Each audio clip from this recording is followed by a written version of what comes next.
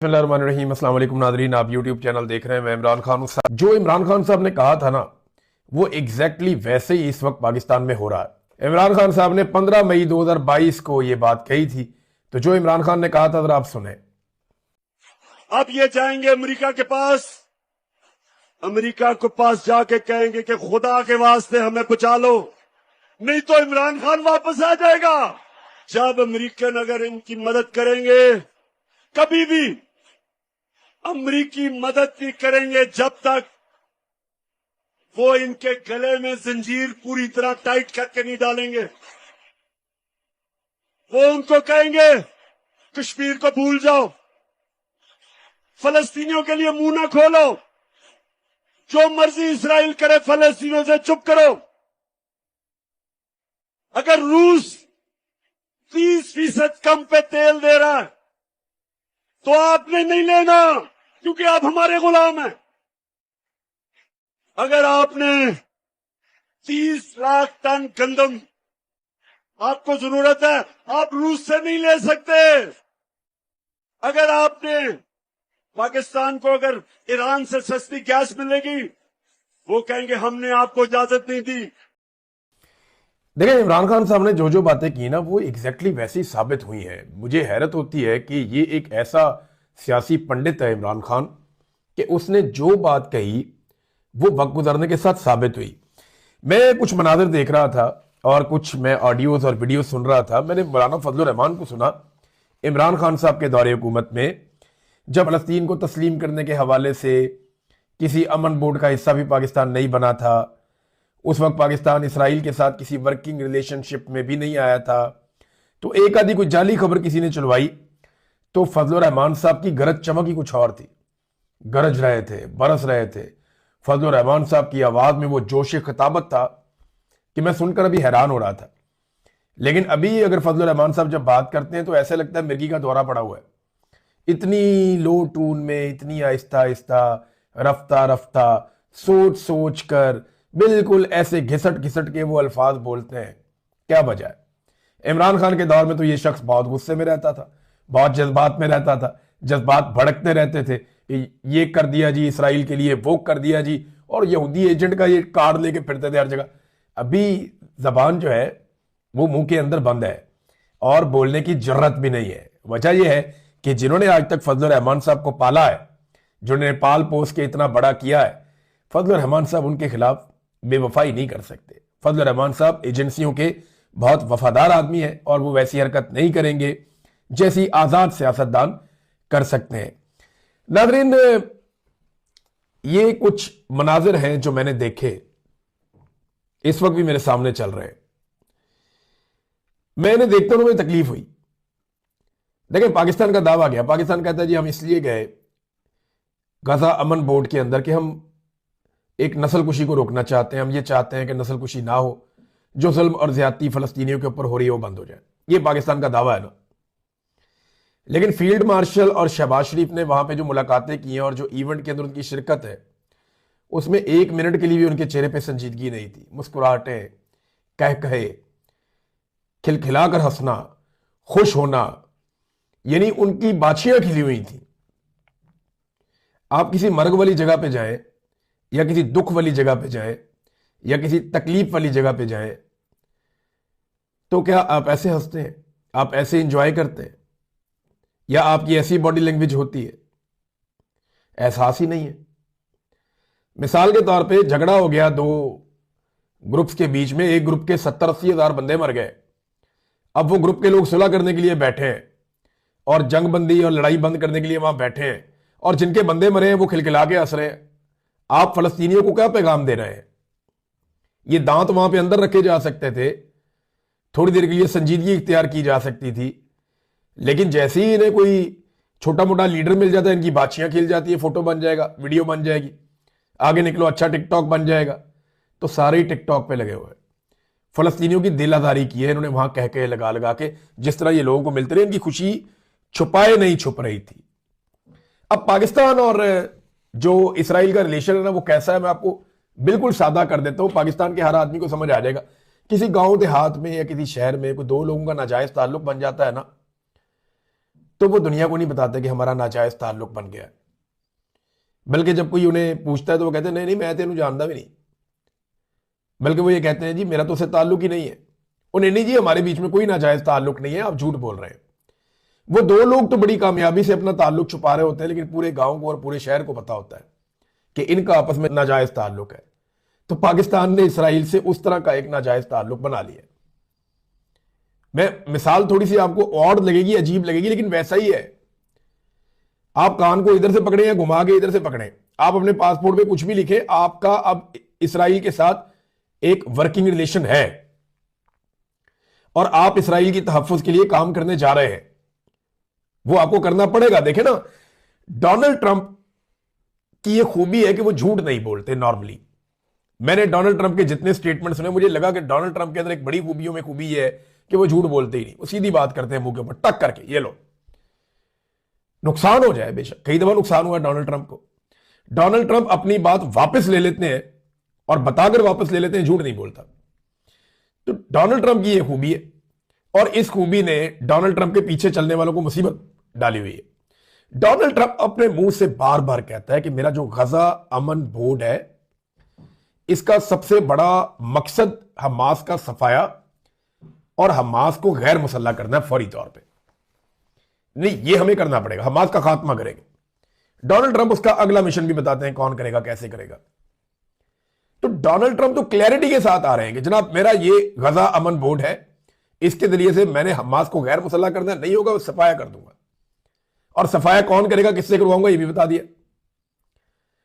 दूसरी तरफ ताहिर अशरफी और हमनवा या पाकिस्तान की एस्टेब्लिशमेंट के टाउट्स या पाकिस्तान की एस्टेब्लिशमेंट के सोर्सेज या खुद पाकिस्तान की एस्टेब्लिशमेंट, वो लगातार इस बात पे बदलते कि नहीं नहीं डोनाल्ड ट्रंप ऐसा नहीं करेगा। टाटा फुप्पी का पुत्र है भाई, डोनाल्ड ट्रंप खुद कह रहे मैं ये काम करूंगा, आप कौन होते हैं ये कहने वाले कि वो नहीं करेगा। वो करेगा और जिससे उसने करवाना है उससे वो करवाएगा। और जिन जिन लोगों ने वादे किए हुए हैं, जिन जिन लोगों ने अर्जियां डाली हुई हैं, उन्हें वो वादे पूरे करने पड़ेंगे। वादे नहीं पूरे करेंगे इमरान खान मारेगा, क्योंकि साथ ही अमेरिका कहेगा इंसानी हकूक की पामालियां हो रही है पाकिस्तान में, पाकिस्तान के अंदर इंसानी हकूक की पामालियां बंद करें। साथ ही अमेरिका को याद आ जाएगा जनाब 2024 के इलेक्शन में धांधली हुई थी, फिर आपको री इलेक्शन में जाना पड़ेगा, इमरान खान आएगा, वो फैंटी लगाएगा। दूसरी सूरत यह है कि डोनाल्ड ट्रंप की बातें माने, नहीं मानेंगे तो फिर अमेरिका और इमरान खान रल के फैंटी लगाएंगे। इनकी ना हर तरफ से ये फंस गए, बहुत बुरी तरह फंस गए, इनकी बचत नहीं है। इमरान खान को जेल में रखना है तो डोनाल्ड ट्रंप को राजी रखना है, ये इन्हें करना पड़ेगा। इमरान खान साहब का स्टेटमेंट मैंने आपको सुनाया, देखें कैसा आदमी है, इसने आज तक जो भी कहा वो बातें ज्यादातर दुरुस्त साबित हुई और एग्जैक्टली ऐसा लग रहा था कि इमरान खान साहब फ्यूचर में देखकर ये वाली बात कर रहे हैं। अब आ जाए जरा डीजीआईएसपीआर साहब जो है, उनकी जो मुलाकात हुई सहाफियों के साथ, उसमें एक बड़ा इंपॉर्टेंट क्वेश्चन मैं हबीब अकरम साहब के सवाल से आगाज करूंगा। उन्होंने सीधा ही पूछा, उन्होंने कहा जी क्या फौज गजा में जाएगी, इंटरनेशनल स्टेबलाइजेशन फोर्स जो है उसका हिस्सा बनेगी गजा में। तो इस पे डीजी साहब ने कहा जी वहां पे इतने शहीद हो गए, बहुत बुरे हालात हैं। तो उन्होंने कहा जी अमेरिका जो है वो सपोर्ट करता है इसराइल को उस नस्लकुशी में, तो हम अमेरिका को एंगेज करेंगे। यानी यहां पे ये कहते हैं कि अफगानिस्तान सपोर्ट करता है दहशतगर्दी को, तो यहां अफगानिस्तान को एंगेज नहीं करना, इधर मारो सारों को बम्बों के साथ, ड्रोन्स के साथ, जहाज ले जाओ, मारो सबको, अपने लोगों को भी मारो, उनको भी मारो, इनको भी मारो। यहां फॉर्मूला और है। उधर कहने जी क्योंकि अमेरिका इसराइल को सपोर्ट करता है तो हम अमेरिका को एंगेज करेंगे। देखे ना, दोनों जगह अलग अलग फॉर्मूला लगाया हुआ है। जहां जोर चलता है वहां कुछ और कर रहे हैं, जहां जोर नहीं चलता वहां पे कुछ और कर रहे हैं। अब हमें तो सारी जिंदगी ये बताया जैद हामिद ने, हमीद गुल ने और बहुत सारे, अभी थोड़ा अर्सा पहले मैं एक फौजी की, क्लीन शेप फौजी था, बड़े रैंक का ऑफिसर था, वो खड़ा होकर अंग्रेजी में अहादीस पढ़ के सुना रहा था कि स्याह झंडों वाले उठेंगे, वो ये करेंगे, वो करेंगे, और हम ही है वो लोग। वो पूरी कहानी फौजी सुना रहा था। थोड़े दिन पहले मैंने आर्मी चीफ को सुना, वो आप अल्लाह की फौज हैं, आप अल्लाह के लिए लड़ाई करते हैं। मैं इनको भी सुन रहा था। हमें तो ये हमेशा बताया गया कि हम इसराइल को 5 मिनट में 10 मिनट में पता नहीं क्या से क्या कर देंगे। वो डीजीआईएसपीआर तो बेचारे बन के बैठे हुए, कहते नहीं जी इसराइल जो कर रहा है वो उसको अमेरिका ही रोक सकता है, हम अमेरिका से ही बात कर सकते हैं, इसराइल को हम नहीं रोक सकते। यानी इसका सादा मतलब तो ये है। अच्छा, उन्होंने ये भी कहा कि अमन बोर्ड में शमूलियत पर आप सियासतदानों और सफारतकारों को क्रेडिट दें।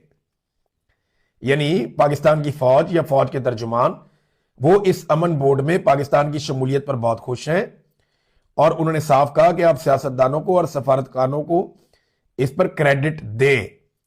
ये जो इंटरनेशनल स्टेबलाइजेशन फोर्स है और ये बोर्ड, ये दो अलग अलग चीजें हैं। फिर उन्होंने एक और बात की, अब ये दावा है पाक फौज के तर्जुमान का। उन्होंने कहा जी हमास को गैर मुसल्लह करना और फलस्तीनियों से लड़ना हमारी रेड लाइन है, हम किसी सूरत ये नहीं होने देंगे, ना करेंगे। अब ये उन्होंने कह दिया ये नहीं होगा कि ना हम कभी हमास को गैर मुसल्लह करने में आएंगे, ना कभी हम फलस्तीनियों के साथ किसी कंफ्लिक्ट में आएंगे, ये हम नहीं करेंगे। ये बात डीजी आईएसपीआर ने कही। वैसे तो ये भी कहते हैं कि हमारा सियासत में कोई किरदार नहीं, ये जो भी कहते हैं, पहले ये कहते थे हम यरूशलेम फतह कर लेंगे, कश्मीर आजाद करवा लेंगे, तो इन्होंने बहुत झूठ बोले हुए, यह बहुत गलत बयानियां की हुई हैं। तो इस बयान के ऊपर हमें पता चल जाएगा कुछ अरसे में डीजी आईएसपीआर ने, अगर ये बयान अगर उनका है तो वो एक स्टेटमेंट जारी कर देना डीजी आईएसपीआर कि हमारा ये स्टेटमेंट है, हम कभी भी हमास को गैर मुसल्लह नहीं करेंगे, हमास की जो आजादी की जिद्दोजहद है हम उसके साथ खड़े हैं, ये वो कह देना, स्टेटमेंट करके दे, पता लग जाएगा सवेरे ट्रंप जो है वो कान पकड़वा देगा। लेकिन एक कार्रवाई जो की डीजी आईएसपीआर ने, जो असल कार्रवाई है, उन्होंने अमन बोर्ड में शमूलियत का फैसला करार दे दिया कि हुकूमत का है। जनाब ये इसमें हमारा कोई काम नहीं है, हुकूमत का फैसला है, और अगर फौज भेजी कभी हमने गाजा में तो ये फैसला भी हुकूमत का होगा। आसमा शरादी साहब ने सवाल किया कि मशरिक वस्ता के बाहर से कोई मुल्क आएगा, ट्रंप ये कहता है, और वो हमास का सफाया करेगा या उसे गैर मुसल्ला करेगा। तो पार्लिमान को नजरअंदाज आप लोगों ने किया इस फैसले में, जिससे शकूक व शुबहात पैदा हुए। अगर अमेरिका ने कह दिया तो क्या आप इनकार करेंगे कि आप नहीं भिजवा रहे वहां पे और हमास को गैर मुसल्ला नहीं कर रहे? तो इस पे उन्होंने कहा जी कि ये फैसला तो देखे ना पार्लिमान ने करना है, वहां पे जाने का फैसला हमारा नहीं है, पार्लिमान का होगा। हम हुकूमती फैसले के पाबंद हैं, आर्टिकल 245 के तहत हम किसी की ख्वाहिश पर नहीं चलेंगे, अपना मफाद देखेंगे, फलस्तीन हमारी रेड लाइन है, ये उन्होंने कह दिया। अब एक तरफ वो ये कहते हैं कि अमेरिका क्योंकि बहुत ताकतवर है, इसराइल बहुत ताकतवर है, हम उनसे लड़ नहीं सकते, लिहाजा हमने ये फैसला किया कि हम उनके साथ बैठ के मसला हल करने की कोशिश करेंगे। अब ट्रंप कहता है जी आपने आकर मारना है इसको, हमास को, ये कहते हैं जी हमास हमारी रेड लाइन है, उसको कोई हाथ भी ना लगाए। अब इसके बीच में बीच का रास्ता क्या होगा? इसका तो बीच का रास्ता है ही कोई नहीं। अलीना शिगरी साहिबा ने सवाल किया कि रजा रब्बानी भी कह रहे हैं कि इत्तफाक़े राय होना चाहिए, काबीना में भी ये मामला नहीं रखा गया, ये अमन बोर्ड वाला, यूके, फ्रांस और चीन भी इसमें नहीं आए। अगर पीस बोर्ड में ये फैसला आ जाए, ये मुस्तफा नवाज खोखर साहब ने भी सवाल किया था कि अगर पीस बोर्ड में ये फैसला आ जाए कि ईरान पर हमला करें तो फिर हम क्या करेंगे? तो रमजान के बाद क्या हमारी फौज जा रही है गाजा में? फिर कहा, उन्होंने कहा जी फैसला देखें हुकूमत ने करना है, हुकूमत फौज भेजेगी या नहीं भेजेगी। हम फलस्तीन के बहन भाइयों के साथ हैं और इसराइल को सिर्फ एक ही ताकत रोक सकती है, वो अमेरिका है। हम इससे अंगेज कर रहे हैं। ट्रंप के मंसूबे से जब इसने ये मंसूबा बनाया तो कोई नस्ल कुशी में कमी आई है। फिर उन्होंने कहा जी 8 इस्लामी ममालिक भी गए हैं। देखें ये 8 इस्लामी ममालिक आपके बाद गए हैं, आपने सबसे पहले यहां से हामी भरी है, उसके बाद वो ममालिक जो बहुत क्रूशल थे वो आपके बाद आए, जो उन्हें तस्लीम करते हैं वो तो पहले ही आ गए थे। और उन्होंने कहा जी हम इसराइल को तस्लीम नहीं करते, वो अपने मफाद के मुताबिक फैसला करेंगे, हम अपने मफाद में फैसला करेंगे। अगर बोर्ड कोई ऐसा फैसला करता है, डोनाल्ड ट्रंप का बोर्ड अगर कोई ऐसा फैसला करता है जो हमारे मफाद में नहीं है, हमारे नजरिए के खिलाफ है, तो इसके बावजूद अब ये डीजी आईएसपीआर, जिनकी ये औकात नहीं है कि वो ये फैसला करें, लेकिन वो फैसला सुना रहे हैं। वो देखे ना, पहले वो कहते हैं हुकूमत का फैसला है, अब अपना फैसला सुना रहे हैं।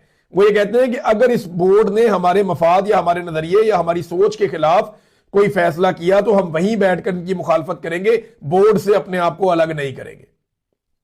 क्या कहीं कमिटमेंट दी हुई है कि बोर्ड में से आप नहीं निकलेंगे?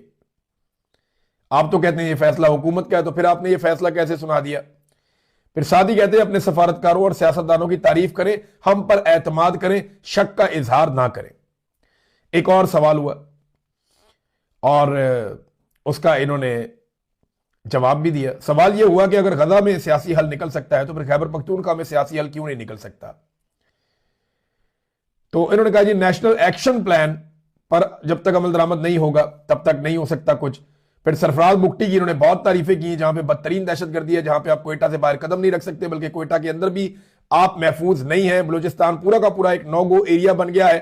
तो वहां सरफराज बुगटी की बड़ी तारीफें की और कहा कि डीजल पहले 20 मिलियन लीटर स्मगल होता था, आजकल 7 मिलियन लीटर स्मगल हो रहा है। ये कौन आपको नाप तोल के स्मगल करके दे रहा है सर? यानी स्मगलिंग जो है वो कितनी हो रही है, ये पैमाना भी आपके पास है, आपको पता है कि कितनी स्मगलिंग हो रही है। बॉर्डर से 10 लीटर डीजल नहीं आ सकता, क्योंकि सारे बॉर्डर के ऊपर आपने पूरा इंतजाम बनाया हुआ है, सिक्योरिटी आपकी खड़ी है। 10 लीटर डीजल भी अगर आ रहा है तो आपकी नाकामी है। वो कह रही है 7 मिलियन लीटर डीजल अभी तक आ रहा है, और खैबर पख्तूनख्वा की हुकूमत को बहुत बार बार नाकाम करार दिया, और खैबर पख्तूनख्वा की हुकूमत की बुराइयां करते रहे। हत्ता के तमाम बैनुल अक़वामी अदाद-ओ-शुमार बताते हैं कि खैबर पख्तूनख्वा में करप्शन सबसे कम है, खैबर पख्तूनख्वा की परफॉर्मेंस सबसे बेहतर है। बुरे हालात के बावजूद एजुकेशन और हेल्थ में उन्होंने शानदार काम किया है। दूसरे सूबों से जाकर लोग वहां पे इलाज करवाते हैं। उसके अलावा उसने रेवेन्यू भी सबसे अच्छा इकट्ठा किया, और खसारा भी सबसे कम खैबर पख्तूनख्वा की हुकूमत का है। सारी दुनिया कहती है कि वो अच्छा परफॉर्म कर रहे हैं, लेकिन डीजीआई एसपीआर कहते हैं नहीं नहीं, खैबर पख्तूनख्वा अच्छा परफॉर्म नहीं कर रहा, सरफराज बुगटी अच्छा परफॉर्म कर रहा है। अगर परफॉर्मेंस की जो बुनियाद है या उसका क्राइटेरिया अगर जूते पॉलिश है फिर तो आप कह सकते हैं, लेकिन अगर अवाम की खिदमत है तो सरफराज बुगटी तो कहीं दिखता भी नहीं है। हामिद पीर ने सवाल किया कि जनाब कश्मीरी नौजवान रियासत पाकिस्तान और फौज के खिलाफ है, वो पूछते हैं कि आपने हमारे लिए क्या किया, तो उन्होंने बताया सबसे सस्ता आटा हम कश्मीर में देते हैं। हमने उनके साथ बड़ी मेहरबानियां की हैं, बहुत सारी चीजें उन्होंने गिनवाई। उसके बाद आमिर इलियास राणा साहब को डांट पड़ गई और उनकी सरजनिश हो गई। उन्होंने पूछ लिया कि जनाब यूएई और भारत के ताल्लुकात बढ़ गए हैं, हमारे खिलाफ तो कुछ नहीं हो जाएगा कोई साजिश। तो इस पर उन्होंने कहा जी कि एब्सोल्युटली रबिश, फजूल बात की है, क्या ये बात करने वाली है? अच्छा हुआ यूएई के भारत के साथ ताल्लुकात हो गए, वो करीब हो गए, हमें अपना कोई पैगाम भिजवाना होगा तो हम आसानी से भिजवा देंगे। फिर मंसूर अली खान साहब ने सवाल किया कि तासुर है कि सारा कुछ आप ही करवाते हैं, तो इस पे उन्होंने कहा कि नहीं, सब कुछ हुकूमत कर रही है, हुकूमत ही सारे काम करती है, हुकूमत के सारे फैसले, हर चीज हुकूमत कर रही है, हम कुछ भी नहीं कर रहे। फिर उन्होंने कहा जी हम हर हुकूमत को सलूट मारते हैं, मौजूदा हुक्मरानों का काफी तजुर्बा है, कई नस्लों से सियासत कर रहे हैं। इमरान खान की मुलाकातें जो है वो हुकूमत का और अदालतों का काम है, हमारा काम नहीं है। ईमान मजारी वाली बात के ऊपर उन्होंने किसी किस्म का कोई जवाब नहीं दिया। मुझे बड़ा पसंद आया एक सवाल राय साकिब खरल साहब का। उन्होंने पूछा कि खैबर पख्तूनख्वा की तमाम जमातों ने मिलिट्री ऑपरेशन के खिलाफ जरगे में दस्तखत कर दिए हैं। तमाम जमातों ने कहा कि यहां पे ऑपरेशन नहीं करना, मिलिट्री ऑपरेशन नहीं होना। तो अब आप बताएं, जब सारी जमातें कह रही हैं तो फिर आप कैसे कर रहे हैं? तो इस पर उनके पास कोई जवाब नहीं था, वो जवाब दे ही नहीं पाए। फिर एक सवाल के जवाब में डीजीआई एसपीआर ने कहा कि तलाल चौधरी एक जिम्मेदार वजीर है। इस बात के ऊपर बड़े कह लग गए, लोग बड़ी देर तक हंसते रहे।